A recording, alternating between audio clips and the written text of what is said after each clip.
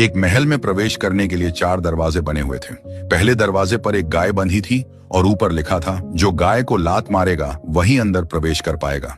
दूसरे दरवाजे के बाहर शराब की बोतल रखी थी और लिखा था, जो शराब पिएगा वही अंदर जा सकेगा। तीसरे दरवाजे पर मांस रखा था और लिखा था, जो मांसाहार करेगा वही इस द्वार से प्रवेश कर पाएगा। चौथे दरवाजे पर एक वेश्या बैठी थी और लिखा था, जो इससे संबंध बनाएगा वही अंदर जा सकेगा। उसी समय वहां एक सज्जन पहुंचे जिन्हें किसी भी हाल में महल के अंदर जाना था। उन्होंने पहला दरवाजा देखा और बोले, राम राम, मैं हिंदू हूँ, गाय हमारे लिए पूजनीय है, मैं ये पाप कैसे कर सकता हूँ। वे दूसरे दरवाजे पर पहुंचे, शराब की बोतल देखकर बोले, मैंने तो कभी बीड़ी सिगरेट तक नहीं छुई, शराब कैसे पी लूं। फिर तीसरे दरवाजे पर पहुंचे, मांस देखकर बोले, यह तो घोर अपराध है, मैं यह पाप नहीं कर सकता। अब वे चौथे दरवाजे पर पहुंचे, वैश्या को देखकर बोले, मेरी बेटियां इसकी उम्र की हैं, मैं ऐसा नीच काम कैसे कर सकता हूँ। वे बहुत सोच में पड़ गए। महल में प्रवेश भी करना था और कोई रास्ता भी नहीं दिख रहा था। आखिरकार वे वापस दूसरे दरवाजे पर लौटे और शराब पी ली।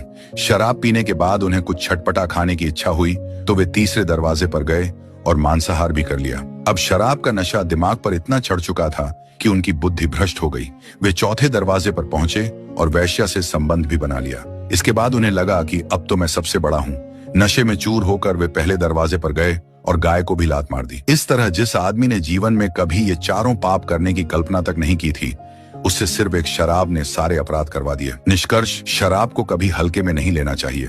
यह मनोरंजन से शुरू होकर धीरे धीरे आदत बन जाती है और पता भी नहीं चलता कि कब यह जहर हमारी सोच, संस्कार, परिवार, रिश्ते, सेहत और सुख शांति सब कुछ बर्बाद कर देता है।